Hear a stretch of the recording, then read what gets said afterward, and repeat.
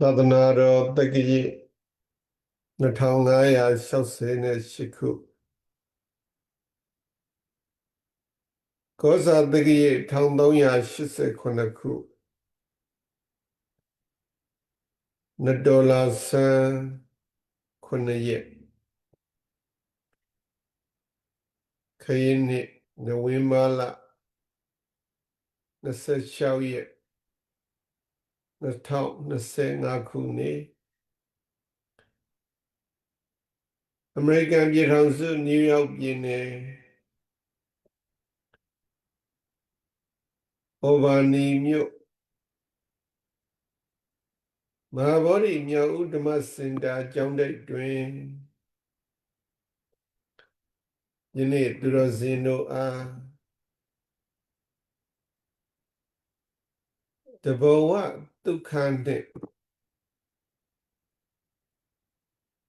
အနန္တဘဝဒုက္ခကိုမလှဲပါနဲ့ဆိုတဲ့တရားဒေသနာတော်ကိုရှင်းမြင့်ဟောကြားပေးမှာဖြစ်တယ်။သောဖြစ်ပါ၍ယခုဒေသနာတော်ကိုမဟောကြားမီမနာကြားမီတရားပိုင်ရှင်ဖြစ်တဲ့ဘုရားရှင်ကိုယ်တော်မြတ်ကြီးအားနမောတတ္တသုံးကြိမ်ရွတ်ဆို၍ရှိခိုးကြောကြရအောင်နမောတတ္တဘဂဝတောအရဟတောသမ္မာသမ္ဗုဒ္ဓတ္တနမောတတ္တဘဂဝတောအရဟတောသမ္မာသမ္ဗုဒ္ဓတ္တနမောတတ္တဘဂဝတောအရဟတောသမ္မာသမ္ဗုဒ္ဓတ္တအရဟတောလူနာမြမတတ္တဝါအလုံးတို့ဤပူဇော်အထုကိုခံယူတော်မူတတ်သောမြတ်စွာဘုရားအရဟတော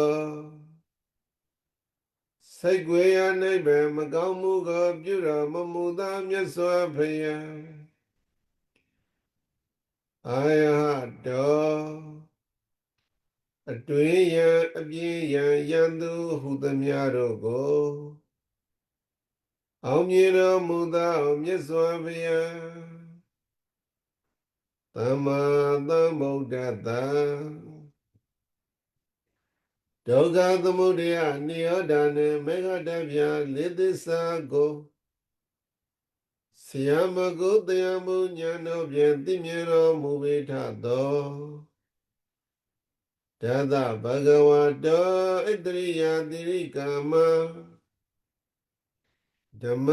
ယတပရဒမီပုံ၆လေးနှင့်ပြည့်စုံတော်မူသောမြတ်စွာဘုရားရှင်ကိုရောမြတ်ကြီးအားမေယမကံတရားဟောပုဂ္ဂိုလ်တရားနာပုဂ္ဂိုလ်ဆိုကြကုန်သောထိုမြတ်စွာနှဖျားနာယုတ်ခန္ဓာဟုသမုတ်အပ်ကုန်သောတပည့်တော်မတော်သည်နမောကိုနောက်နှလုံးသုံးပါးပြောင်းပြောင်းမှန်ကိုချွတ်၍ကတော့ရောကြောရှိခိုးရှင်သည်အတုဘဝတုကောင်းစွာမသွေဖြစ်ပါစေတည်းသာဓုသာဓုသာဓု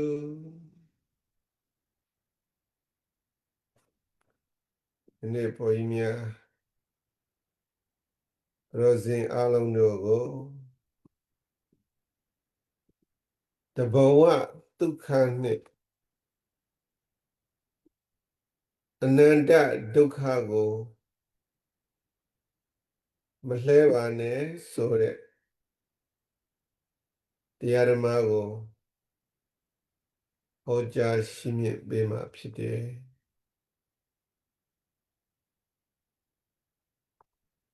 မကောင်းမှုအကုသိုလ်တွေကိုပြုလုပ်ပြီးတော့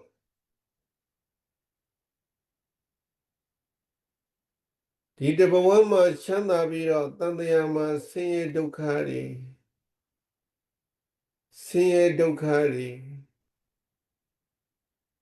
ရရှိခဲ့တဲ့ခံစားခဲ့ရတယ်ဆိုတဲ့တတကဝတ္ထုတစ်ခုကိုရှေ့ပြူပြီးတော့ဘုန်းကြီးများ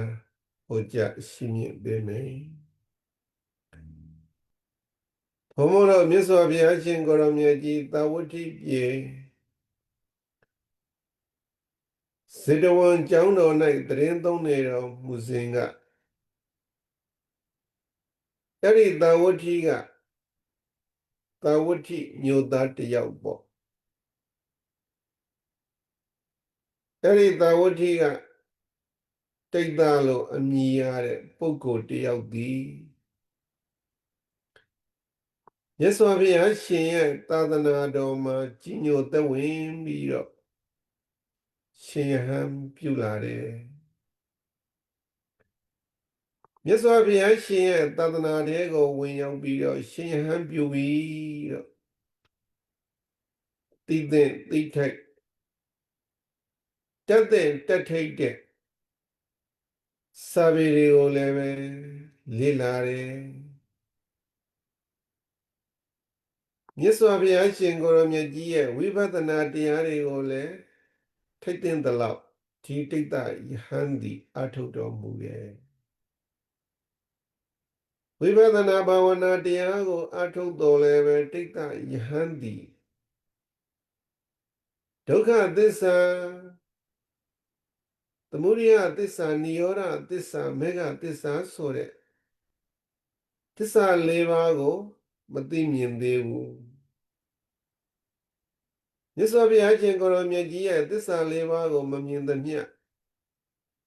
အရိယာဖြစ်တယ်လို့မဆိုနိုင်ပါဘူးဘုရားများသူတော်စင်အလုံးတို့သည်လည်းဒုက္ခသမုဒယနိရောဓ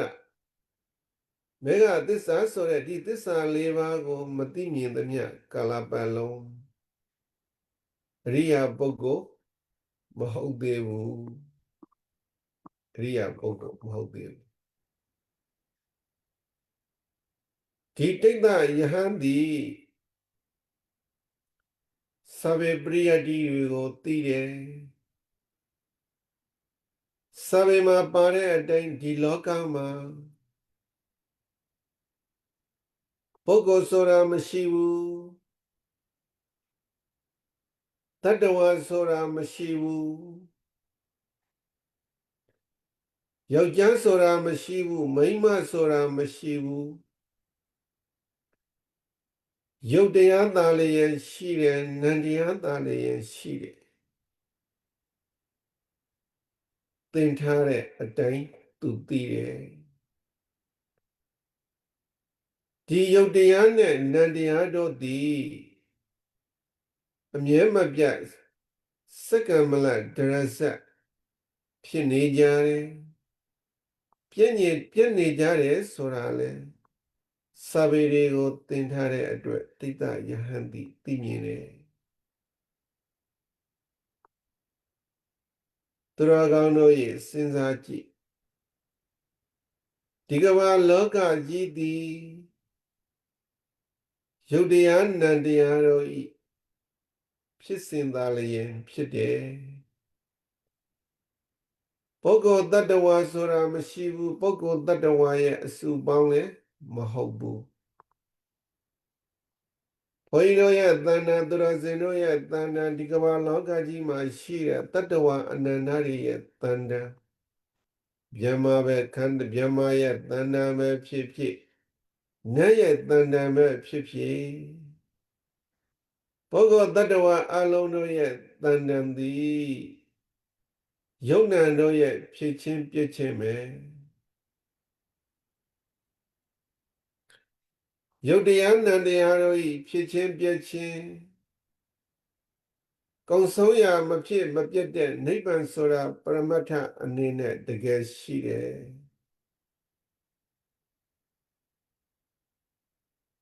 တိတ္တယဟန်ဒါတွေကိုလည်းသိတယ်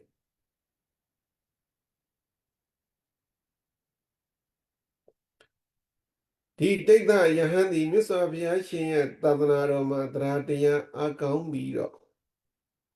တရားဓမ္မတွေကိုထိတ်သိမ်းသလောက်အားထုတ်တယ်မြတ်ဗုဒ္ဓရဲ့စာပေတွေကိုလေ့လာတဲ့အခါမှာယုံနဲ့နံကိုယုတ်တရား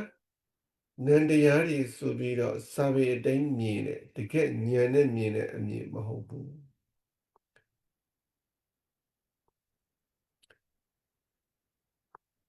ပုဂ္ဂိုလ်တ attva လို့လဲစာပေမှာရှိတဲ့အတိုင်းသူသိတယ်တကယ်ဉာဏ်နဲ့မမြင်သေးဘူးဒီတော့သူတော်စင်နေဒီသင်္ခါရလောကကြီးဒီခဏတိုင်းခဏတိုင်းအမြဲမပြတ်ဖြစ်နေပြည့်နေတယ်အမြဲမပြတ်ဖြစ်နေပြည့်နေတဲ့ယုတ်တရားတို့ဤဖြစ်စဉ်သာလျှင်ဖြစ်တယ်သူတော်ကောင်းတို့ရဲ့မြတ်စွာဘုရားရှင်ရဲ့သာသနာတော်မှာဒီတိတ်တယဟန်သည်တရားတရားထက်တဲ့တန်တန်နဲ့မြတ်စွာဘုရားရှင်ရဲ့သာသနာတော်ကိုဝင်ရောက်ပြီးတော့တရားအထုတ်တဲ့တရားတော်ကိုလေ့လာသင်ယူတယ်တရားတရားနဲ့သာသနာတော်ကိုဝင်လာတဲ့အတွက်ဒီပုဂ္ဂိုလ်မှာမြတ်စွာဘုရားရှင်ရဲ့သာသနာတော်မှာတန်တရားဆိုတာစိုးစင်မှမရှိဘူးအနည်းငယ်မှမရှိဘူးဒါပေမဲ့ဒီတိတ်တယဟန်သည်သူ့ရဲ့အသိဉာဏ်မှာတန်တရားဝင်နေတယ်သူဓမ္မစာပေတွေကိုလေ့လာသင်ယူပြီးတော့ကြိုးစားအားထုတ်တယ်အရိယာမဖြစ်ဘူးသာသနာအပေါ်မှာတန်တရားမဝင်တော့လည်းပဲသူ့ရဲ့ဉာဏ်အပေါ်မှာတန်တရားဝင်တယ်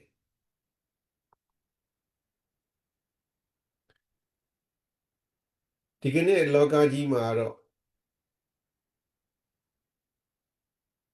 ဒီကနေ့လောကကြီးမှာမိမိရဲ့ကြိုးစားအားထုတ်မှုမအောင်မြင်တဲ့အခါမှာအသိဉာဏ်ကင်းမဲ့တဲ့လူမိတ်တွေဟာသူတစ်ပါးအပေါ်မှာတန်တရားရှိတတ်ကြတယ်ပညာရှိတဲ့ပုဂ္ဂိုလ်တွေကသူတစ်ပါးအပေါ်မှာတန်တရားမရှိဘဲနဲ့မိမိအပေါ်မှာသာတန်တရားဝင်တယ်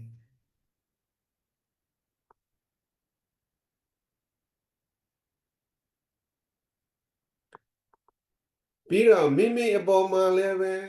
တချို့ပညာရှိတဲ့ပုဂ္ဂိုလ်တွေကတန်တရားမရှိတန်တရားဟူသမျှကိုလည်းပယ်ဖြောက်နိုင်တယ်ဒီတော့သူတော်ကောင်းတို့ရဲ့တိတ်တယဟန်သည်လူမိုက်မဟုတ်ဘူးပညာရှိဖြစ်တယ်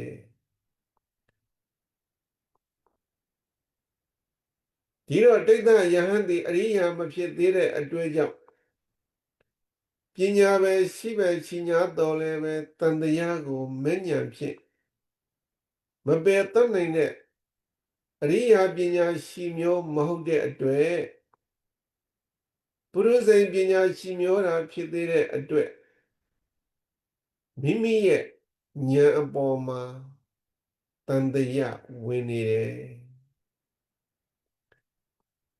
တကယ်တော့တန်တရားဆိုတာဝိသိကိစ္စဆိုတဲ့ဒီတန်တရားကိုသောတာပတ္တိမဖြစ်သာလျင်ပယ်တတ်နိုင်တယ်သောတာပတ္တိမဖြစ်သာလျင်ပယ်တတ်နိုင်တယ်သူတော်ကောင်းတို့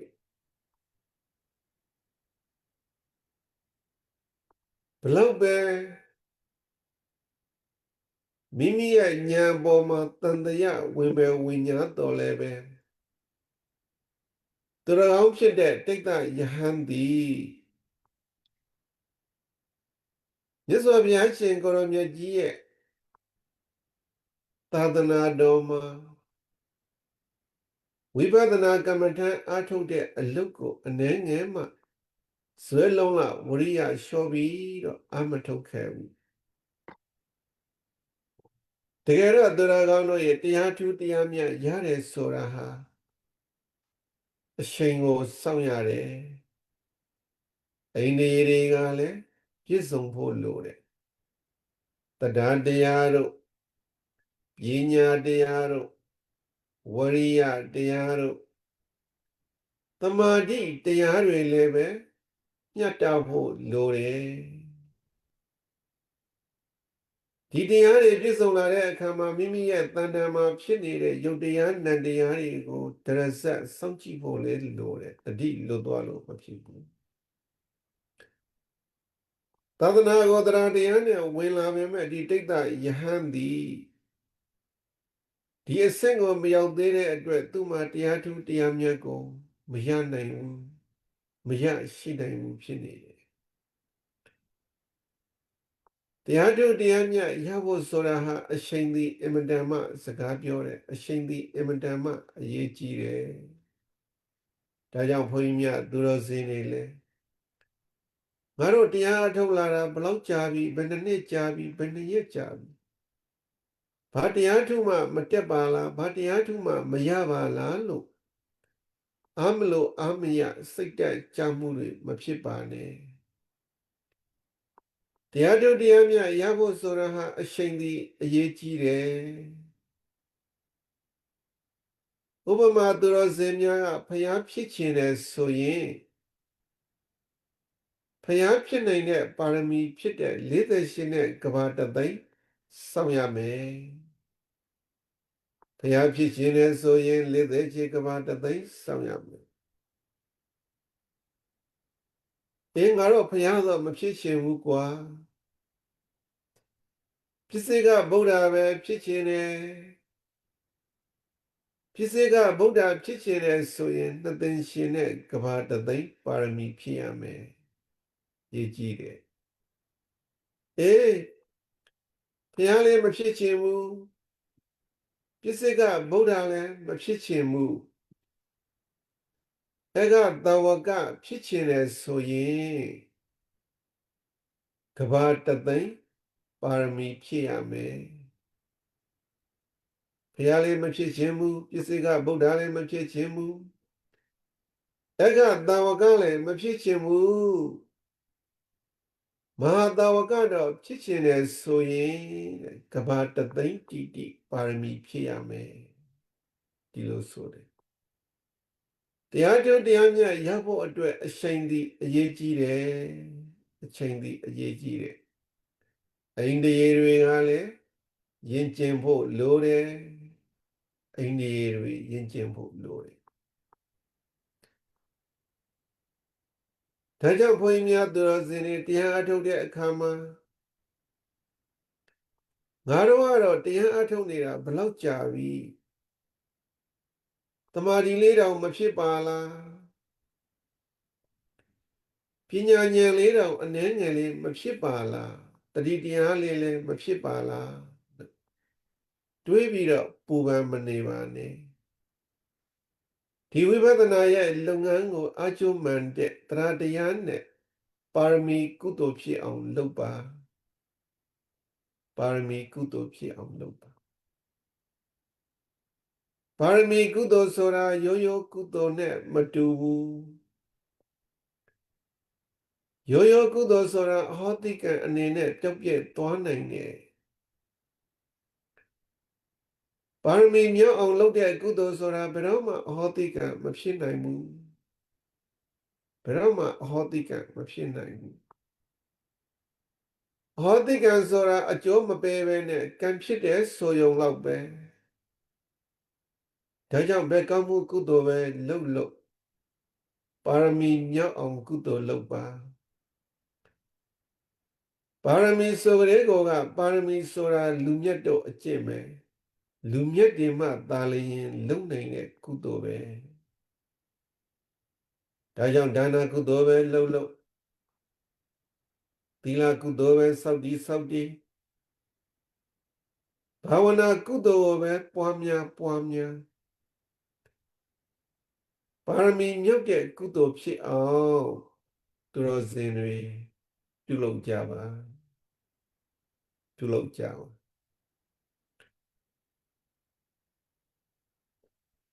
အခုလည်းဒီမြတ်စွာဘုရားရှင်ရဲ့သာသနာတော်မှာဒီတိတ်တမထေတိအာကျုံမန္တတရားတရားတွေနဲ့ပါရမီကုသိုလ်တွေကိုပြုလုပ်တယ်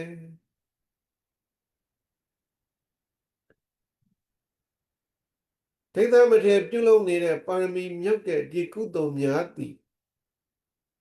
ဒုက္ခခန္ဓာချုပ်ငြိမ်းရာဖြစ်တဲ့အရဟတဖောနိဗ္ဗာန်ကိုမျက်မှောက်ပြုတဲ့အခါမှာဒီတိတ်သမထေကိုများစွာအင်မတန်မှအကျိုးပေးမယ်အချိန်မကြာသေးလို့အခုအချိန်ဒီအကျိုးမပေးသေးတာအချိန်ကြာလာပြီဆိုရင်ဒီတိတ်သမထေပြုလုပ်ထားတဲ့ပါရမီမြောက်တဲ့ကုသိုလ်ဒီဧကံမုတ်ရှအကျိုးပေးမယ်အကျိုးပေးမယ်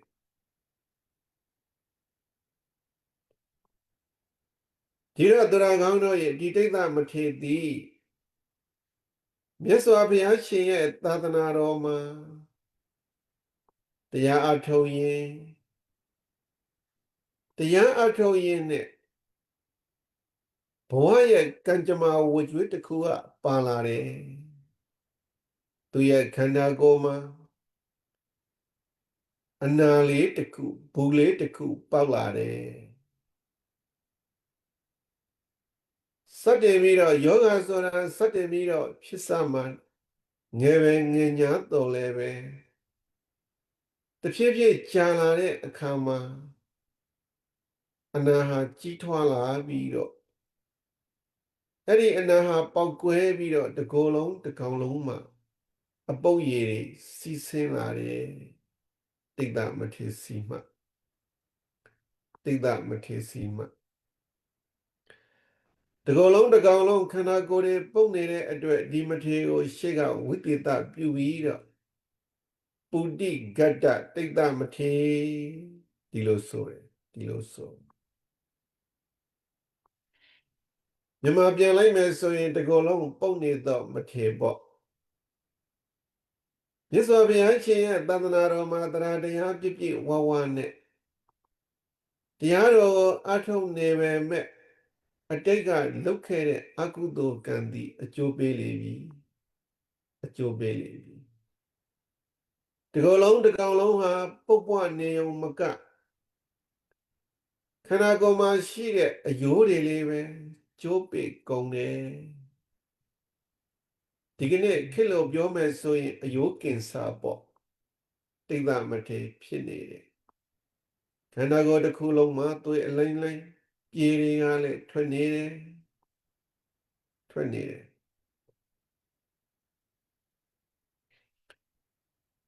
အတူနေတဲ့ယဟန်တန်ဃာတွေကလည်းပဲတိတ်သမထေကိုမပြုစုနိုင်ကြဘူးတဲ့စဉ်းစားကြည့်စမ်းခန္ဓာကိုယ်မှာယောဂါတွေကဖြစ်နေပြီတစ်ကိုယ်လုံးတစ်ကောင်လုံးမှာပြေတွေကလည်းဆိုးချွေးနေပြီခေလို့ပြောမယ်ဆိုရင်အယောကင်ဆာကြီးကဖြစ်နေလို့မလှုပ်နိုင်အယိုးတွေကျိုးနေဘဝမှာဘလောက်အားကိုးရမင်းနေလိုက်မလဲဘဝမှာအားကိုးရမင်းနေမယ်အားကိုးရမင်းနေမယ်ဒီလိုဒုက္ခတွေယောဂဝန္ဒနာတွေနှိမ့်ဆက်နေတဲ့အချိန်မှာအနာမတရားမှမရှိဘုန်းကြီးသူတော်စင်လည်းပဲစဉ်းစားကြည့်မြတ်စွာဘုရားရှင်ကိုယ်တော်မြတ်ကြီးကလူတွေဟာဘယ်အချိန်မှစိတ်တက်အကြဆုံးလဲဆိုရင်ယောဂဝေဒနာတွေနှိမ့်ဆက်တဲ့အချိန်ဒီလူတွေဟာစိတ်တက်အကြဆုံးပဲဒီလိုဆိုတယ်ယောဂဝေဒနာဖြစ်နေတဲ့အချိန်မှာလူတွေဟာစိတ်တက်အကြဆုံးပဲစိတ်တက်အကြဆုံးပဲဒီတော့ဒီတိတ်သမထေလေးပဲယောဂဝေဒနာတွေကနှိမ့်ဆက်အနာမှာပြည့်စုံမဲ့ပုဂ္ဂိုလ်မရှိတပါးတည်းတရားညောင်ဆောင်မှလျောင်းနေရပြီးတော့ဒီဝေဒနာကိုသိခံပြီးတော့နေရတယ်ဒါပေမဲ့ဒီတိတ်သမထေသည်ဒီဘဝမှာပဲ ဒုက္ခခတ်သိမ်းရှုံငိမ့်တဲ့ယဟန္တာပုဂ္ဂိုလ်ဖြစ်မဲ့ပါရမီကုသိုလ်ရှင်ဖြစ်တယ်ယဟန္တာပုဂ္ဂိုလ်ဖြစ်မှာယဟန္တာပုဂ္ဂိုလ်ဖြစ်မှာအတိတ်ဘဝကပြုလုပ်ခဲ့တဲ့အကုသိုလ်ဒီအကုသိုလ်တရားသည်ဝတ်ကြွေးအနေနဲ့ဒီတိတ်တမထေကိုအခုအကျိုးပေးနေတယ်အကျိုးပေးနေတယ်ဒါကြောင့်ဘုန်းကြီးများသူတော်စင်တွေလူဘဝမှာကုသိုလ်ကံအရှင်ကြောင့်ခဏကလေးရလာတဲ့အခါမှာတခဏရှမ်းသာမှုအတွက်တန်တရားတစ်ချောင်းလုံးရဲ့ဆင်းရဲဒုက္ခနဲ့မလှဲလိုက်ပါနဲ့ဝေကျွေးဆိုတာအင်မတန်မှကြောက်စရာကောင်းတယ်ဝေကျွေးသည်အင်မတန်မှလည်းကြောက်စရာကောင်းတယ်ကြောက်မဲ့ဖွယ်ကောင်းတယ်ဝေကျွေးတရားတော့မြည်သည်ဘုရားရှင်ကိုရောမြတ်ကြီးတော်မှခြောင်လွှဲလို့မရဘူးသုံးလောကထိုထာဘုရားရှင်ကိုရောမြတ်ကြီးတော်မှဝေကျွေးမှန်ရင်ပစ္စရတယ်ဒါကြောင့်အကုသိုလ်တရားတွေကိုချောင်ချကုသိုလ်တရားတွေကိုပြုလုပ်ကြပါပြုလုပ်ကြပါဘုန်းဘုန်းတော်အခုဒီတိတ်တမထေသည်ကတ္တဗမြတ်စွာဘုရားရှင်လက်ထက်တော်အခါကပြုလုပ်ခဲ့တဲ့အကုသိုလ်ဝတ်ကြွေးသည်ယဟန္တာဖြစ်မဲ့ဒီဘဝမှာထိလိုက်ပြီးတော့အကျိုးပေးတယ်ဘဝတွေမှာလည်းပဲငရဲမှာအကျဉ်းချင်းချခဲ့တယ်အကျဉ်းချင်းငရဲမှာကြအကျဉ်းချင်းအပင်မှာကြပြီးတော့နောက်ဆုံးယဟန္တာဖြစ်မဲ့ဘဝကိုအထိလိုက်ပြီးတော့အကျိုးပေးနေတယ်အကုသိုလ်ဝတ်ကြွေးအရေးပမာနောက်ကတကောက်ကောက်လိုက်ပြီးတော့အကျိုးပေးနေတယ်ဝတ်ကြွေးသည်အကုသိုလ်ဝတ်ကြွေးသည်လောကမှာဘယ်သူတဦးတယောက်ကိုမှမရှောင်ပါဘူးလူကိုလည်းမရှောင်ဘူးနတ်ကိုလည်းမရှောင်ဘူးယမကိုလည်းမရှောင်ဘူးယဟန္တာကိုလည်းမရှောင်ဘူးနောက်ဆုံးမှာမြတ်စွာဘုရားရှင်ကိုရောမြတ်ကြီးကိုယ်တော်မှဒီဝတ်ကြွေးသည်မရှောင်ပါဘူးဒီဝတ်ကြွေးသည်အကျိုးပေးခွင့်ကိုစောင့်ပြီးတော့မိမိရဲ့နောက်ကအရေးပမာတကောက်ကောက်လိုက်ပြီးတော့အကျိုးပေးတယ်အကုသိုလ်တရားသိကြောက်စရာကောင်းတယ်သိကြောက်စရာကောင်းတယ်ဒီမထေရသည်ကတ္တဗမြတ်စွာဘုရားရှင်လက်ထက်တော်အခါကဘာတွေလုပ်ခဲ့တယ်လဲဘယ်အကုသိုလ်တွေကိုလုပ်ခဲ့တဲ့အတွက်ကြောင့်ဘဝတန်တရားမှလည်းအဘယ်မှာကြားတယ်ယဟန္တာဖြစ်မဲ့နောက်ဆုံးဘဝမှာလည်းပဲအင်မတန်မှယောဂဝေဒနာတွေခံစားရတယ်ပြုစုမဲ့ပုံကိုယ်တွေကရှောင်ဖယ်သွားတယ်ဘာအကုသိုလ်ကြောင့်လဲဘလို့အကုသိုလ်ဝကြွေးတွေကိုပြုလုပ်ခဲ့တယ်လဲဆိုရင်ကတ္တဗမြတ်စွာဘုရားရှင်လက်ထက်မှာဒီမထေရသည်မုတ်ဆိုးဖြစ်တယ်မုတ်ဆိုးဖြစ်တယ်ကတ္တေကိုထောင်ဖမ်းပြီးတော့ကတ္တေကိုတတ်လိုက်မယ်ဆိုရင်လည်းပုတ်သိုးသွားမှာဖြစ်တဲ့အတွက်ရှစ်ထောက်တွေအတောင်တွေလျှောပြီးတော့လောင်ထဲမှာထည့်ထားပြီးတော့လာဝေတဲ့ပုဂ္ဂိုလ်တွေကိုရောင်းစားတယ်အရှင်းလက်လက်ရှစ်ထောက်တွေအတောင်တွေကိုရှိုးတယ်ရှစ်ထောက်တွေအတောင်တွေကိုရှိုးတယ်အဲ့ဒီလိုလုပ်ခဲ့တဲ့အကုသိုလ်ကံသည်တန်တရားမှာအပယ်ကိုလေးချစေပြီးတော့နောက်ဆုံးဘဝမှာအထိလိုက်ပြီးတော့အကျိုးပေးနေပြီရှောင်၍မရဘူးရှောင်လွှဲ၍မရဘူးကတ္တဗမြတ်စွာဘုရားရှင်လက်ထဲမှာမုတ်ဆိုးဖြစ်ပေမဲ့ဘုရားဘာသာဖြစ်သည့်အတွက်ဘုရားတရား၌ကြီးညိုတယ်ဘုရားကိုဘုရားမှန်သိတယ်တရားကိုတရားမှန်သိတယ်တန်ဃာကိုလည်းပဲတန်ဃာမှန်ကိုသိတယ် ျားတရားတန်ခါကိုသိပေမဲ့လက်ရှိဘဝမှာတဲ့အသက်မွေးဖို့စားရတောက်ရလွယ်ကူဖို့အတွက်အကုသိုလ်တရားတွေကိုလုပ်ပြီးတော့အသက်မွေးကြတယ်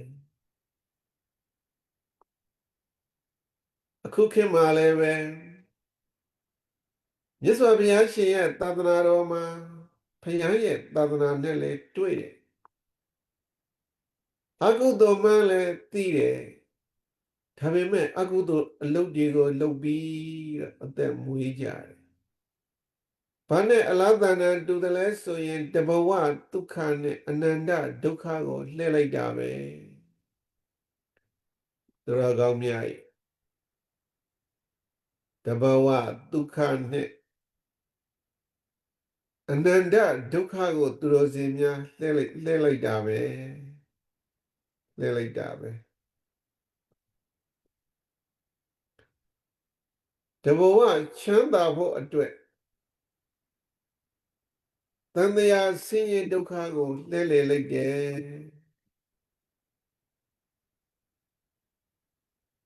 အခုကြည့်ကသဗ္ဗမြတ်စွာဘုရားရှင်လက်ထက်တော်ကဒီမထေသည်ဒီတိတ်တမထေသည်ငှက်တွေကိုတပ်ဖြတ်ငှက်တွေကိုအတောင်တွေရှို့ရှစ်ထောက်တွေရှိုးပြီးတော့ငှက်မုတ်ဆိုးလုပ်ပြီး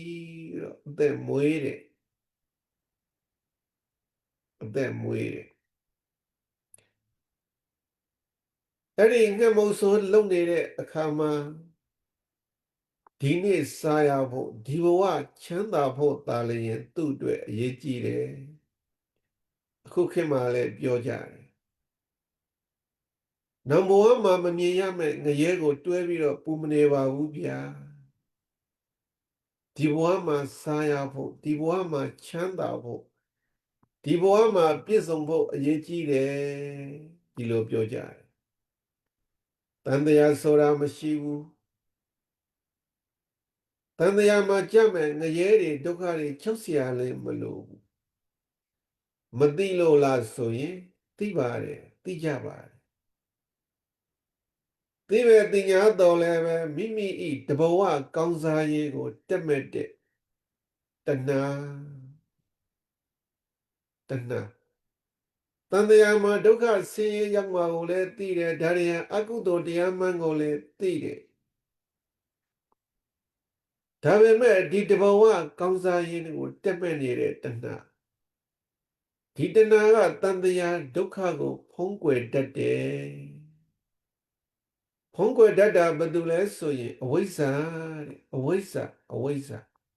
အဝိဇ္ဇာကာစီထားတယ်အဝိဇ္ဇာကကာစီထားတဲ့အတွက်ကြောင့်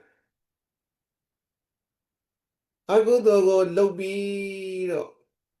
အကုသိုလ်ကိုလုပ်ပြီးတော့အကုသိုလ်ကိုလုပ်နေရင်နဲ့တန်တရားရဲ့ဒုက္ခကိုမမြင်နိုင်ဘူးဘာလဲဆိုရင်အတိခောက်ခက်အဝင်နဲ့တယ်လို့လူကြီးတွေပြောကြသလိုပေါ့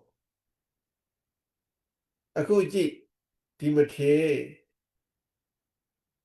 အတိတ်ဘဝကလုပ်ခဲ့တဲ့အကုသိုလ်ကံကိုအခုမရှိမလားခံနေရပြီဒါပေမဲ့ဘုရားဘာသာဖြစ်တဲ့အတွက်ကြောင့်တန်ဃာတော်တွေဒီတန်ဃာတွေကိုစွန့်လူခဲ့ဖူးတဲ့ယဟန္တာတန်ဃာတွေကိုလည်းစွန့်လူခဲ့ဖူးတဲ့စွန့်လူပြီးတော့အရှင်ဘုရားတို့သိတဲ့သစ္စာဉာဏ်ကိုသိပါစေလို့ဒီပုဂ္ဂိုလ်ဟာဆုတောင်းဆုယူလုပ်ခဲ့တယ်ဆုတောင်းဆုယူလုပ်ခဲ့တယ်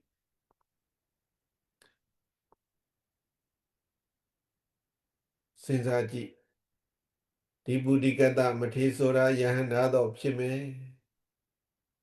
ယဟန္တာတော့ဖြစ်မယ်နိဗ္ဗာန်ကိုရမှလည်းမှန်တယ်ဒါပေမဲ့ကြည်လိုက်စမ်းဘလို့အငယ်စရာကောင်းတဲ့ဘဝလဲဘလို့မသားရဖွယ်ကောင်းတဲ့ဘဝလဲခန္ဓာကိုယ်မှာရှိတဲ့အယိုးတွေကလည်းကျိုးနေပြီခန္ဓာကိုယ်တစ်ခုလုံးမှာပြည်တွေကလည်း ယောစီနေပြီပြုစုမဲ့ပုဂ္ဂိုလ်ကလည်းမရှိယောဂဝေဒနာတွေကိုတွေးပြီးတော့အားငယ်နေတယ်မိမိရဲ့ဘဝကိုကြည့်ပြီးတော့အားငယ်နေတယ်ဒါပေမဲ့ဘုန်းကြီးများသူတော်စင်တွေအခုဒီဘဝမှာလည်းတချို့ပုဂ္ဂိုလ်တွေအဲ့ဒီလိုယောဂဝေဒနာတွေပြင်းထန်ပြီးတော့ဒုက္ခရောက်နေတဲ့ပုဂ္ဂိုလ်တွေများပါတယ်အများကြီးရှိတယ်ဘလောက်ပဲအားငယ်စရာကောင်းတဲ့ဘဝဖြစ်ဖြစ်ဘလောက်ပဲအားကိုးရမင်းနေတဲ့ဘဝဖြစ်ဖြစ်မိမိရဲ့ဘဝကိုမြတ်ဗုဒ္ဓရဲ့ဓမ္မနဲ့အသုံးချမယ်ဆိုရင်အကျိုးတရားတွေရနိုင်တယ်ပုရိကတမထေတိသူကျင့်ထားတဲ့ဓမ္မနဲ့သူရဲ့အားငယ်စရာကောင်းတဲ့ဘဝသူဟာဘလောက်ပဲသိုးသွင်းနေအားငယ်စရာကောင်းနေတဲ့ဘဝဖြစ်ပါစေသူကျင့်ထားတဲ့တရားဓမ္မနဲ့သူရဲ့အားငယ်စရာကောင်းတဲ့ဘဝကိုအကောင်းဆုံးဖြစ်အောင်ကြိုးစားသွားတယ်ဒါကိုနမူနာယူပြီးတော့ဘုန်းကြီးအပါဝင်သူတော်စင်တွေအားလုံးလည်းပဲလိမ့်နာကျင့်သုံးကြရမယ်လောကမှာ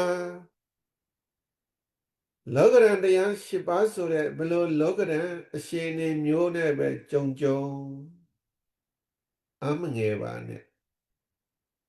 အမငယ်ပါနဲ့အဲ့ဒီကြုံတွေ့လာတဲ့လောကရန်ကိုမိမိကရင်ဆိုင်နိုင်ဖို့အရေးကြီးတယ်မင်္ဂလာသုံးပါးပါတယ်ဖုဒ္ဓတလောကဓမ္မေဟိစိတ်ဓရတနဂမတိအာတောကံဝိရဇံခေမံဣတံမင်္ဂလမုဒ္ဓမံတဲ့ဘာပြောတာလဲဆိုရင်လောကရန်တရား၈ပါးကိုရင်ဆိုင်နိုင်တယ်ဆိုတာဒီမင်္ဂလာပဲ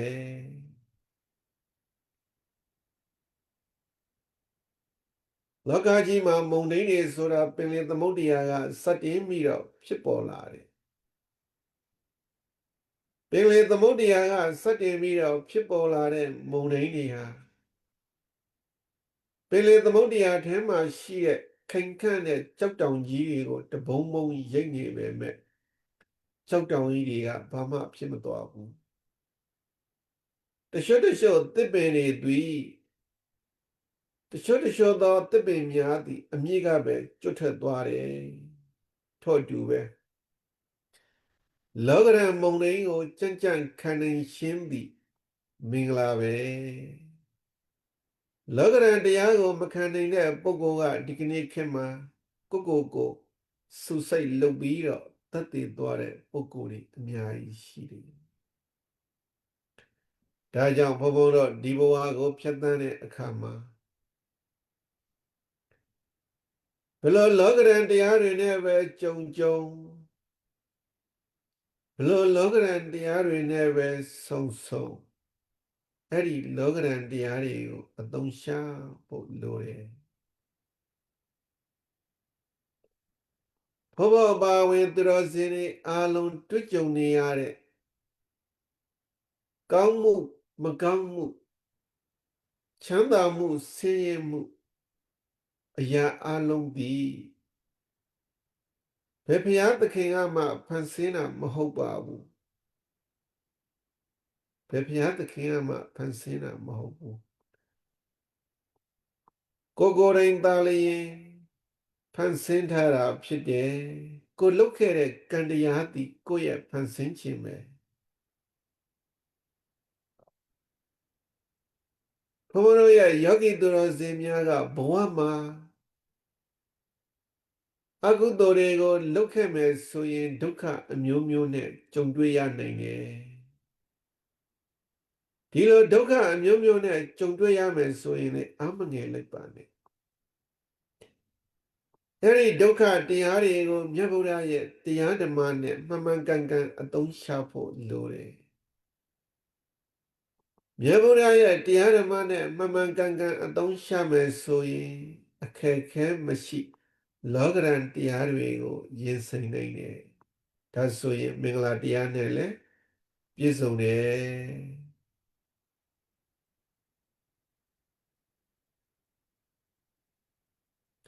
လောကမှာဘလောက်ပဲခက်ခဲတဲ့အခက်ခဲတွေဖြစ်ပါစေအဲ့ဒီအခက်ခဲတွေကိုမကြော်ဖြတ်နိုင်ဘူးဆိုတာမရှိပါဘူးတိခံမှုစွမ်းအားနဲ့အချိန်သာလျင်လိုတယ်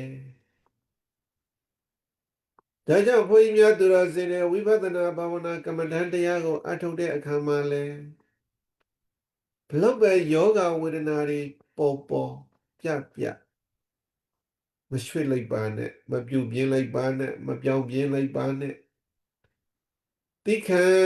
ပြီးတော့အထုတ်မယ်ဆိုရင်ဝေဒနာတွေကိုလည်းကြော်နိုင်တယ်ဝိပဿနာတရားတွေလည်းပဲတမာတိတရားတွေလည်းတက်လာလိမ့်မယ်ဒါကြောင့်မကြောနိုင်တဲ့မဖြတ်နိုင်တဲ့အခက်အခဲဆိုတာမရှိဘူးအချိန်သာနေလို့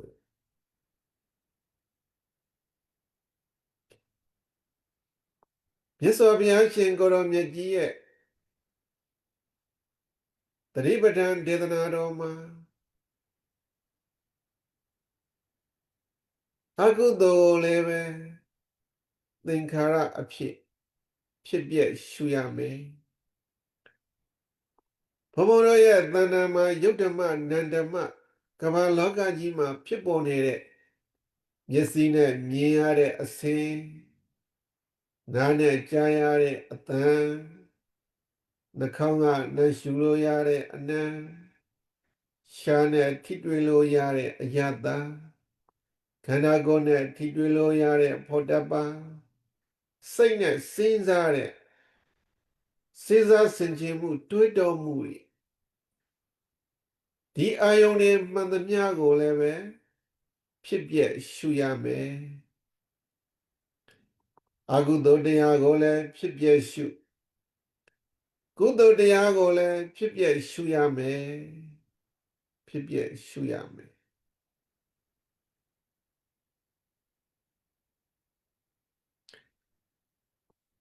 ဒါကြောင့်ဘုရားများသူတော်စင်တွေဘဝခီးကိုဖြတ်သန်းတဲ့အခါမှာ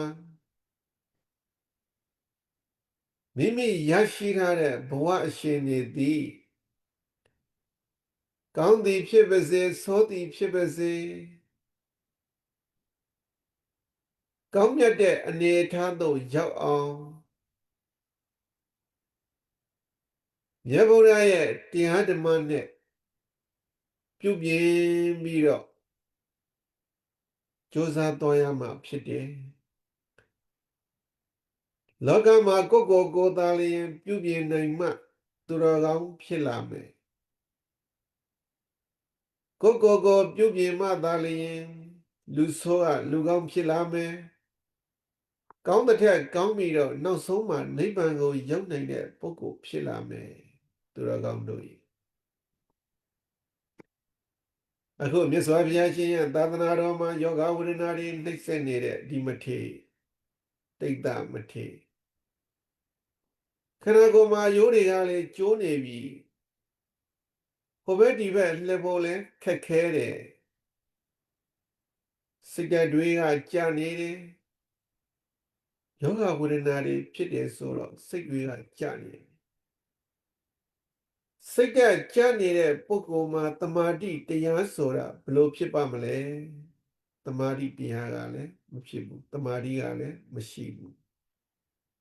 တမာတိကလည်းမရှိဘူး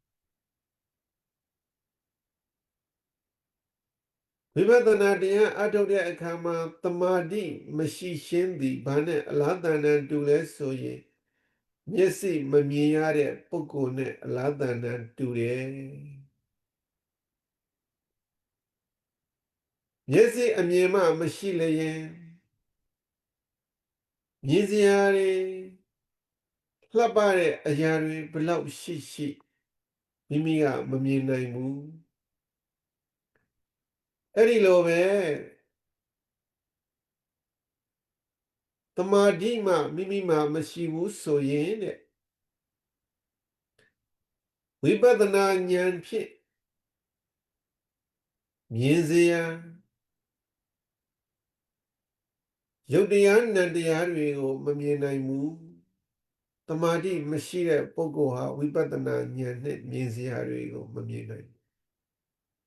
မြင်စရာတွေကဘာလဲဆိုရင်ရုပ်တရားနံတရားဒါတွေကိုသူမမြင်နိုင်ဘူး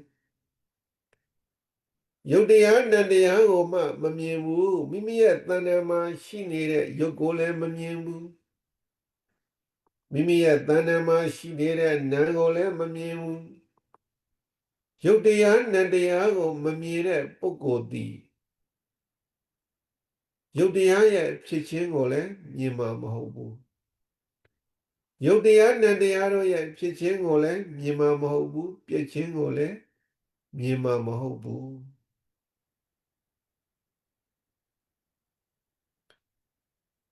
ဒါကြောင့်ဝိပဿနာအထုတ်တဲ့အခါမှာသမာဓိရှိဖို့လိုတယ်ဒီဗုဒ္ဓဂတမထေသည်စိတ်တရားလေးချနေပြီချမ်းသာရေးကလည်းမကောင်းဘူး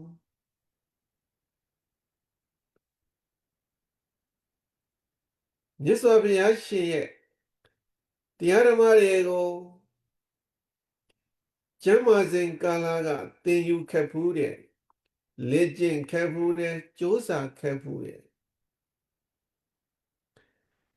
ကျမ်းမာစဉ်ကာလကမြတ်စွာဘုရားရှင်ကိုရောမြတ်ရဲ့တရားဓမ္မတွေယုတ်တရားနံတရားတို့ရဲ့ဖြစ်ခြင်းပြစ်ခြင်းကိုသူမြင်ခဲ့တယ်ဖြစ်တာပြစ်တာဖြစ်ခြင်းတရားပြစ်ခြင်းတရားတို့ရဲ့ကုံဆုံးရာနိဗ္ဗာန်ကိုမမြင်နိုင်သေးဘူးဖြစ်ခြင်းပြစ်ခြင်းတရားတို့ရဲ့ကုံဆုံးရာနိဗ္ဗာန်ကိုမမြင်တော့ဩအင်မတန်ဆိုးရွားပြီးတော့ခံစားနေရတယ်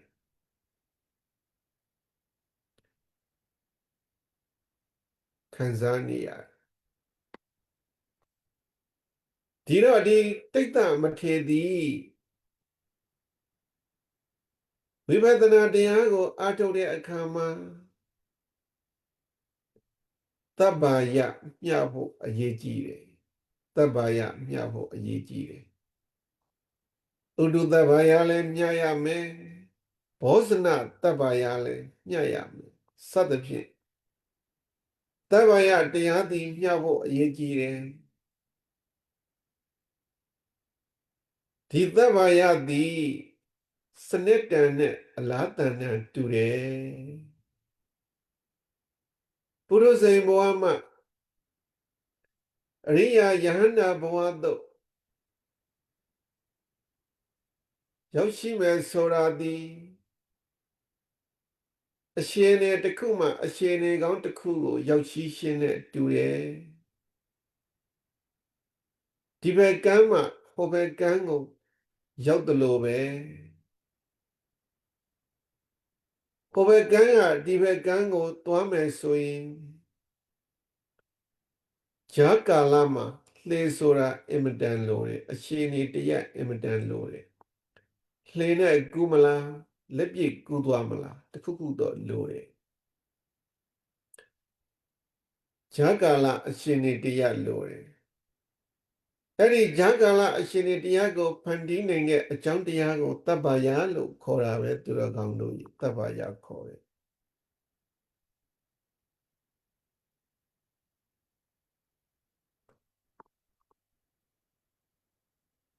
ဒီတပ္ပါယရဲ့အကြောင်းကိုဒီမထေရနားမလည်ဘူးမသိဘူးမြတ်စွာဘုရားသိတာလျင်တပ္ပါယရဲ့အကြောင်းကိုသိတော်မူတယ်မြင်တော်မူတယ်ဒီတိတ်တမထေရယဟန္တာဖြစ်ရေးအတွက်တပ္ပါယအကြောင်းသည်မပေါ်ပေါက်သမျှကာလပတ်လုံးယဟန္တာမဖြစ်နိုင်ဘူးတပ္ပါယအကြောင်းသည်ပေါ်လာပြီဆိုရင်ဒီမထေရယဟန္တာဖြစ်ပြီဒီတော့ဒီချိန်ကသုံးလောကထိုထမြတ်စွာဘုရားရှင်ကိုရောမြတ်ကြီးသည်ဒီကနေ့ဒီလောကကြီးမှာဘသူသည်ကျွတ်ထိပ်တဲ့ပုဂ္ဂိုလ်ဖြစ်တယ်လေဘယ်ဝင်နေရပုဂ္ဂိုလ်တွေကိုငါသည်သစ္စာတရားကိုဟောရမလဲလို့ကြည့်တဲ့အခါမှာ တိတ်တမထေကိုဘုရားရှင်ကိုရောမြတ်ကြီးသွားမြင်တယ်တိတ်တမထေကိုသွားမြင်တိတ်တမထေသည်ဒီကနေ့မှာအရဟတဘောကိုရောက်နိုင်တဲ့အကြောင်းတရားတွေပြည့်စုံနေပြီစနက်တန်လေးကိုမိရှို့ဖို့ပဲလို့ဒီတော့မြတ်စွာဘုရားရှင်ကိုရောမြတ်ကြီးကတိတ်တမထေစီရှိတဲ့ကျောင်းသင်္ကန်းကိုသွားတိတ်တမထေကိုဘုရားရှင်ကိုရောမြတ်ကြီးကိုယ်တိုင်တန်ရှင်းတွေလို့ရေရှိုးပေးသင်္ကန်းတွေလှည့်ပေးမြတ်စွာဘုရားရှင်ကိုရောမြတ်ကြီးပြုစုနေတဲ့အခါမှသာလျှင်တခြားသောယဟန်တွေကလည်းကြည့်ပြီးတော့နေဖို့မသိလျော်တဲ့အတွက်ကြောင့်ဝင်ပြီးတော့လုပ်ပေးကြတယ်ပြုစုကြတယ်သူတော်ကောင်းတို့ဒီတော့မြတ်စွာဘုရားရှင်ကိုရောမြတ်ကြီးကဒီယဟန်ကိုရေချိုးပေးတန်ရှင်းရေးလုပ်ပေးသင်္ကန်းတွေကိုရှုပ်ဖွက်ပြီးတော့သင်္ကန်းတွေလှည့်လည်ပေးမြတ်စွာဘုရားရှင်ကိုရောမြတ်ကြီးရဲ့ရှင်နာမှုမေတ္တာတရားကရုဏာတရားကိုရတဲ့အခါမှာတိတ်တမထေသည်စိတ်ဓာတ်တွေကြနေရကနေပြီးတော့သူ့ဘဝအပေါ်မှာအင်မတန်မှကျဉ်းနဲ့လာတယ်အားတွေတက်လာတယ်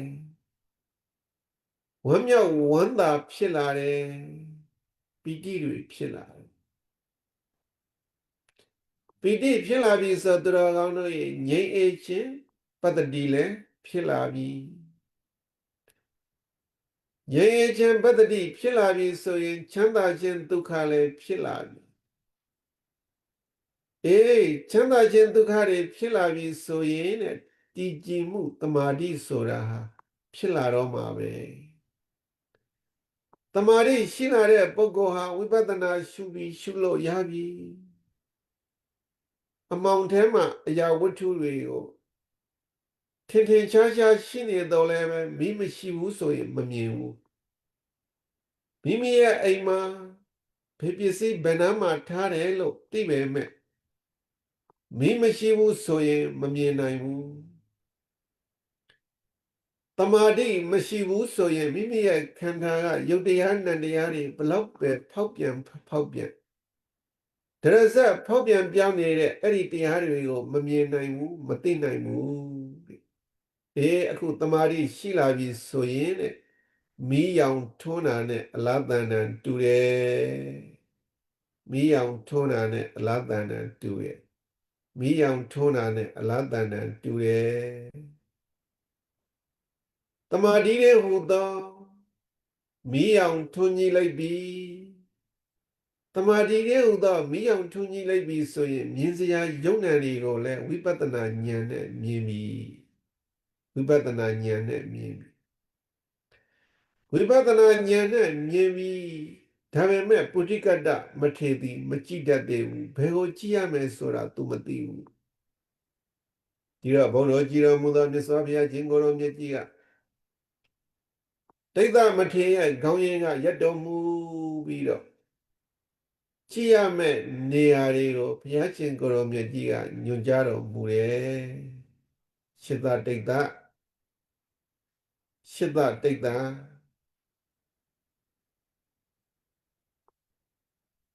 သင်ရှစ်သားရဲ့ယုတ်တရားနံတရားတွေအပေါ်မှာတတိထားပြီးတော့ကြည်ပါတမာတိလေးနဲ့စုစိတ်ကြည်ပါပညာတရားနဲ့ဆင်ခြင်ကြည့်ပါလို့ဘုရားရှင်ကိုယ်တော်မြတ်ကြီးကကြည်ရမယ့်နေရာဖြစ်တဲ့ယုတ်တရားနံတရားတွေအပေါ်မှာညွှန်ပြတယ်ရှစ်သတိတ်တလောကမှာရှိတဲ့ပုဂ္ဂိုလ်တ attva အလုံးရဲ့ခန္ဓာကိုယ်သင်ရှစ်သားရဲ့ခန္ဓာကိုယ်တည်တဲ့အသက်ဝိညာဉ်ကင်းသွားပြီဆိုရင်သုတ်တန်တစမှာစွန့်ပြစ်ရမယ်ဘုန်းကြီးဘာဝင်သူတော်စင်အလုံးတို့ရဲ့ခန္ဓာကိုယ်တည်လေတနေ့သုတ်တန်မှာသွားပြီးတော့စွန့်ပြစ်ကြရမယ်ဒီခန္ဓာကိုယ်ကြီးဟာဘာမှအသုံးမကျတဲ့ခန္ဓာကိုယ်ကြီး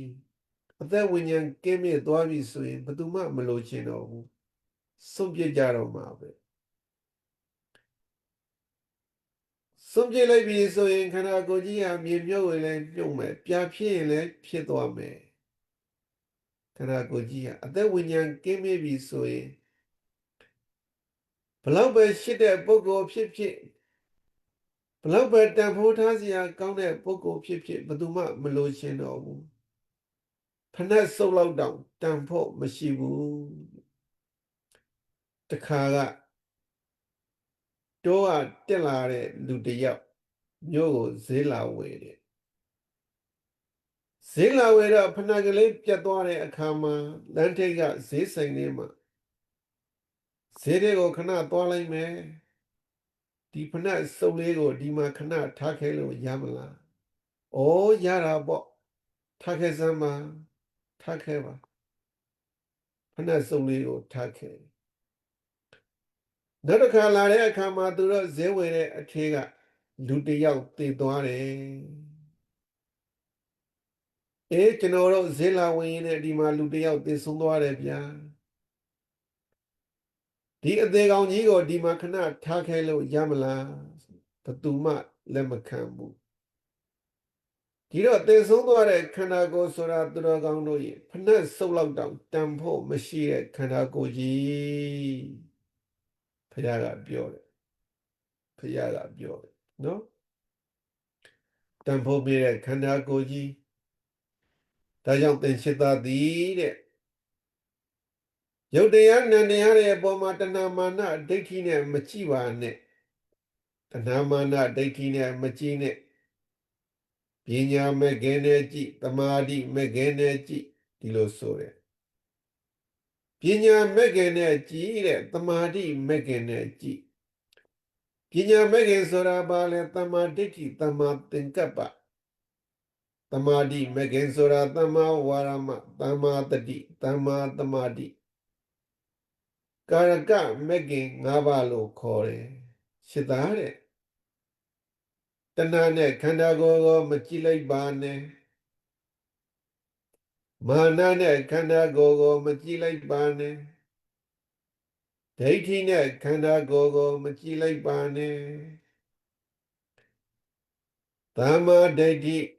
သမ္မာသင်္ကပ္ပသမ္မာဝါရမသမ္မာတတိသမ္မာသမာဓိဒီတရားတွေနဲ့ကြည်စမ်းပါသမ္မာဒိဋ္ဌိသမ္မာသင်္ကပ္ပ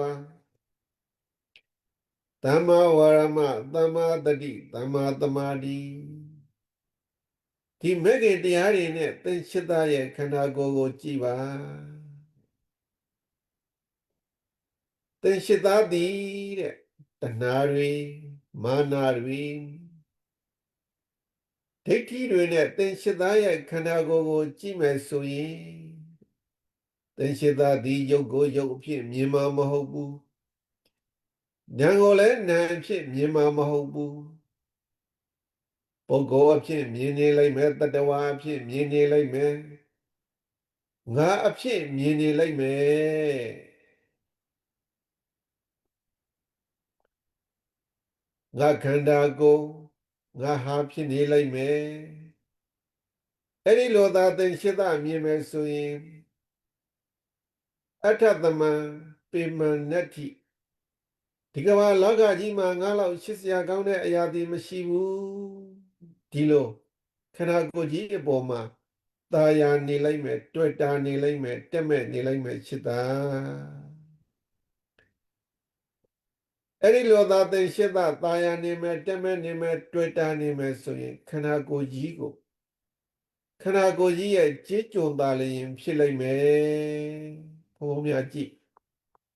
အခု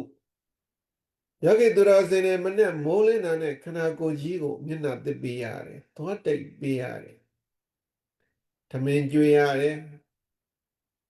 တရားထိန်နေရင်နဲ့ညောင်းလာရင်တောင်မှဟိုဘက်ဒီဘက်ကိုလှစ်ပေးရတယ်လမ်းလျှောက်ပေးရတယ်ရေချိုးပေးရတယ်တစ်ချိန်လုံးပဲ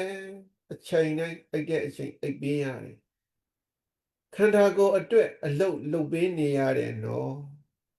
ခန္ဓာကိုယ်အတွက်အလုတ်လုပ်ပေးနေရတယ်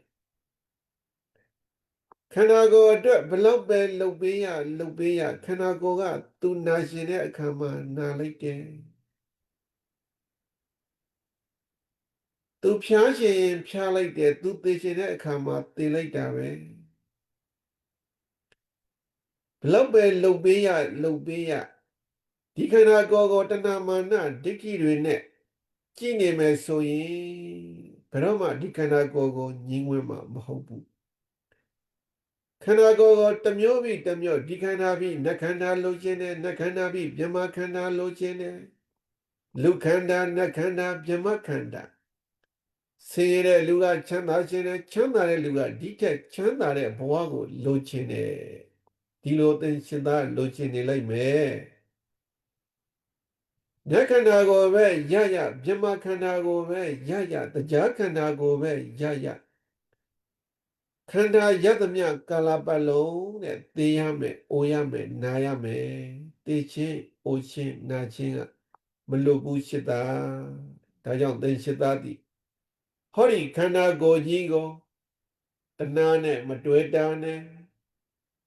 ဒိဋ္ဌိနဲ့မကြည်ပါနဲ့မာနနဲ့မကြည်ပါနဲ့ဘုရားဆုံးပါသမ္မာဒိဋ္ဌိသမ္မာသင်္ကပ္ပသမ္မာဝါယာမသမ္မာတတိသမ္မာသမာဓိဒီတရားတွေနဲ့ကြည့်မယ်ဆိုရင်တဲ့ဒီတရားတွေနဲ့ကြည်ပါဒီတရားတွေနဲ့ကြည်မယ်ဆိုရင်ငါရဲ့သူရဲ့ယောက်ျားရဲ့မိန်းမရဲ့ပုဂ္ဂိုလ်တ attva ရဲ့လို့မမြင်ဘူးပုဂ္ဂိုလ်တ attva လို့မမြင်တော့ဘူးရုပ်တရားကိုရုပ်တရားလို့မြင်လာမယ်နံတရားကိုနံတရားလို့မြင်မယ်ပထဝီကိုပထဝီလို့မြင်မယ်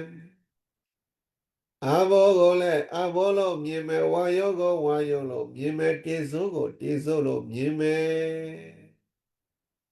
မျက်နှိုးစရာလို့လည်းမမြင်တော့ဘူး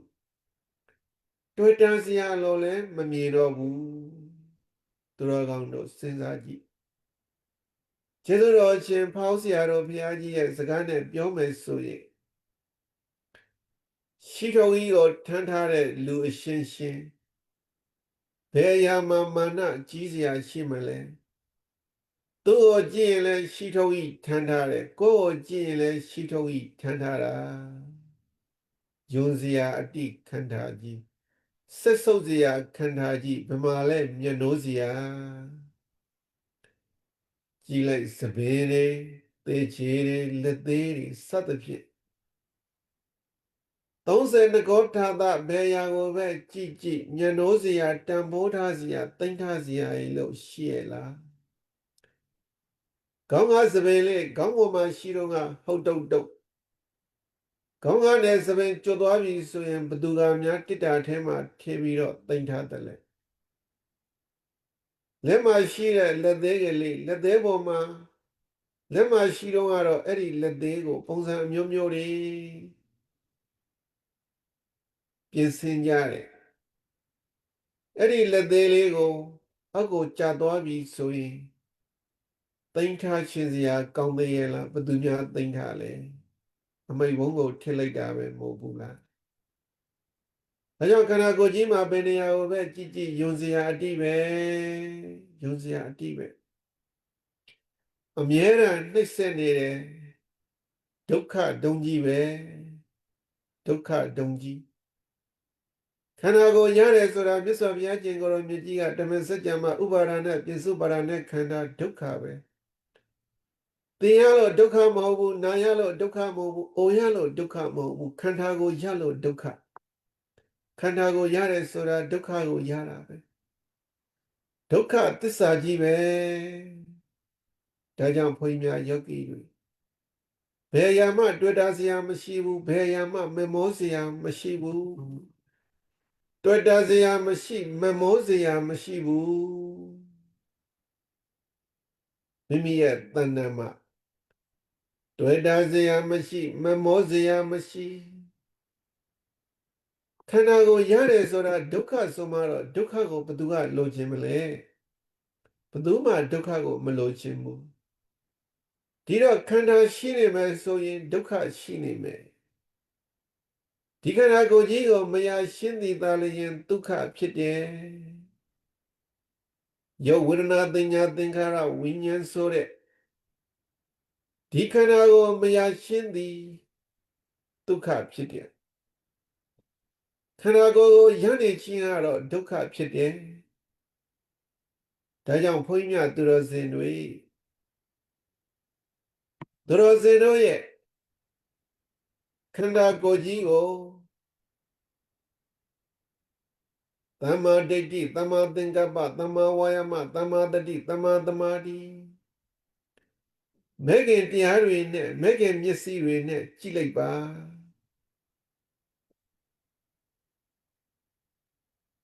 မဲ့ခင်မျက်စိတွေနဲ့ကြည့်လိုက်ပါမဲ့ခင်မျက်စိမဲ့မျက်လုံးတက်ပြီးတော့ကြည့်လိုက်တဲ့ပုဂ္ဂိုလ်မှာပုဂ္ဂိုလ်တ attva လို့မမြင်ဘူးယောက်ျားရဲ့မိန်းမရဲ့လို့မမြင်ဘူးလှတယ်ချောတယ်လို့မမြင်ဘူးငါအဖြစ်မမြင်ဘူးသူအဖြစ်မမြင်ဘူးငါဟာအဖြစ်မမြင်ဘူး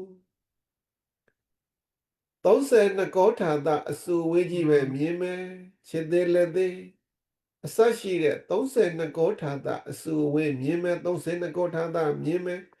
ယွန်စရာကိုမြင်မယ်ယုတ်တရားကိုမြင်မယ်နံတရားကိုမြင်မယ်ဒီလိုမြင်လိုက်မယ်ကြိုးစားပြီးတော့မြင်အောင်ကြည့်ပါကြိုးစားပြီးတော့မြင်အောင်ကြည့်ပါကြည်ရင်နဲ့မိမိမှာတမာတိအားတွေကောင်းလာပြီဆိုရင်ဖြစ်ပျက်ကိုပါမြင်လာလိုက်မယ်ဖြစ်ခြင်းသဘောတရားပြည့်ခြင်းသဘောတရားကိုမြင်လာတဲ့ပုဂ္ဂိုလ်ဟာမိမိရဲ့ခန္ဓာကိုယ်ကိုညှင်းငွေ့လာမယ်မိမိရဲ့ခန္ဓာကိုယ်ကိုညှင်းငွေ့လာမယ်မိမိရဲ့ခန္ဓာကိုယ်ကိုညှင်းငွေ့လာမယ်ခန္ဓာကိုယ်ကိုညှင်းငွေ့လာမယ်မိမိရဲ့ခန္ဓာကိုယ်ကိုညှင်းငွေ့ဖန်များလာတဲ့အခါမှာဒီခန္ဓာကိုယ်ကြီး၌တက်မဲ့မှုတဏှာကိုပယ်လာတော့မယ်တက်မဲ့တဲ့ဆိုတဲ့တဏှာตายရဲဆိုတဲ့တဏှာဒီတဏှာကိုပယ်တော့မယ်ဖြစ်ခြင်းသဘောတရားပြည့်ခြင်းသဘောတရားကိုမြင်တယ်ဆိုတာဟာယထာဘူတဉာဏ်ကိုရရှိတာပဲဖြစ်သဘောပြည့်သဘောကိုမြင်ခြင်းသည်ယထာဘူတဉာဏ်ကိုရရှင်းဖြစ်တယ်ဖြစ်ခြင်းသဘောတရားပြည့်ခြင်းသဘောတရားကိုမြင်ဖန်များလာတဲ့ပုဂ္ဂိုလ်သည်ဒီခန္ဓာကိုယ်မှာညီငွေခြင်းဆိုတဲ့နိဗ္ဗိန္ဒဉာဏ်ရလာမယ်နိဗ္ဗိန္ဒဉာဏ်ရလာမိမိရဲ့ခန္ဓာကိုယ်၌တက်မဲ့မှုကင်းတယ်ဆိုတာဟာလဲဝိဟာကဉာဏ်ကိုရရှိလာတာဖြစ်တယ်တစ်ဆက်မိတစ်ဆက်ဉာဏ်စဉ်နဲ့တက်လာတာခန္ဓာကိုယ်မှာတက်မဲ့မှုကင်းတယ်ဆိုတဲ့ဝိဟာကဉာဏ်ကိုဝိဟာကဉာဏ်ဆိုတာဒီမဲ့ဉာဏ်ဖြစ်တယ်မဲ့ဉာဏ်ဖြစ်တယ်အခုကြည့်မြတ်စွာဘုရားရှင်ကိုရောမြတ်ကြီးကပုတိကတမထေရကိုဟောပြနေတယ်မြတ်စွာဘုရားရှင်ကိုရောမြတ်ကြီးကပုတိကတမထေရကိုအားပေးစကားတွေပြောဝိပဿနာရှုရမယ့်နေရာဌာနတွေပြပြီးတော့တရားဓမ္မဟောကြားလိုက်တဲ့အခါမှာဒီတိတ်တမထေရသည်စိတ်နှလုံးနဲ့ရွှင်လာတယ်စိတ်ဓာတ်ခွန်အားတွေရှိလာတယ်တမာတိတွေရရှိပြီးတော့သူ့ရဲ့ခန္ဓာကိုဝိပဿနာနဲ့ကြည့်လိုက်တယ်သူရဲ့ခန္ဓာကိုဝိပဿနာနဲ့ကြည့်တဲ့အခါမှာမြတ်စွာဘုရားရှင်ကိုရောမြတ်ကြီးဟောကြားတဲ့အတိုင်းသူမြင်လာတယ်တဆင်ပြီးတဆင့်တဆင်ပြီးတဆင့်သူမြင်လာတယ်တဆင်ပြီးတဆင့်ဝိပဿနာဉာဏ်နဲ့တက်ပြီးတော့နောက်ဆုံးမှာပရိသမိနာမဲ့၄ပါးနဲ့တကွာဒီတိတ်တမထေရယဟန္တာဖြစ်သွားတယ်သူတော်စင်များစဉ်းစားကြည့်ခန္ဓာကိုယ်မှာယောဂဝေဒနာတွေနှိမ့်ဆက်နေတယ်တစ်ဖက်နဲ့တစ်ဖက်ကိုလှည့်ပေါ်တော်ခက်ခဲနေတဲ့ဒီမထေအဆိုးဆုံးသောအရှင်နေကနေပြီးတော့အကောင်းဆုံးသောအရှင်နေကိုရောက်သွားတယ်လို့ဆိုရမယ်ဒါကြောင့်ဘုန်းကြီးများသူတော်စင်တွေမြတ်စွာဘုရားရှင်ကိုရောမြတ်ကြီးရဲ့သာသနာတော်နဲ့ကြုံနေတဲ့အခါမှာမြတ်ဗုဒ္ဓရဲ့တရားဓမ္မတွေကလည်းထုံးကားနေတဲ့အချိန်မှာ မိမိရဲ့ဘဝမှာဘယ်လိုသို့သွင်းတဲ့အဆိုးဆုံးသောလောကရန်တရားတွေနဲ့ပဲရင်ဆိုင်ရပါစေမြတ်ဗုဒ္ဓရဲ့တရားဓမ္မတွေနဲ့အကောင်းဆုံးသောအရှင်တွေကိုရောက်အောင်အသုံးချဖို့အရေးကြီးတယ်တကယ်တော့အသုံးချရမယ်ဆိုရင်အစိတ်ဒီပဲလည်းစစ်ဖြစ်တယ်အသုံးမချရဘူးဆိုရင်တော့ဆေးဒီပဲလည်းအစိတ်ဖြစ်တယ်လို့ဆိုရိုးစကားရှိတယ်ဒါကြောင့်ဘုန်းကြီးများသူတော်စင်တွေအလုံးတို့သည်အဆိုးဆုံးသောဘဝမှာမကောင်းတဲ့လောကရန်တွေနဲ့ရင်ဆိုင်ရပြီးရှိတော်လည်းပဲအကောင်းဆုံးကိုဖြစ်အောင်မြတ်ဗုဒ္ဓရဲ့တရားဓမ္မနဲ့ကြိုးစားပါအကောင်းဆုံးသောဘဝဆိုတာဘာလဲဖျားဆိုရင်အကောင်းဆုံးသောဘဝဆိုတာယုံ nant ကိုမြင်တယ်ယုံ nant ကိုသိတယ်ဖြစ်ပျက်ကိုမြင်တယ်ဖြစ်ပျက်ကိုသိတယ်နောက်ဆုံးမှာဘဝဟူသည်မြတ်သည်ပရမတ္ထသစ္စာအပြင်ဒုက္ခသစ္စာပဲဖြစ်တယ်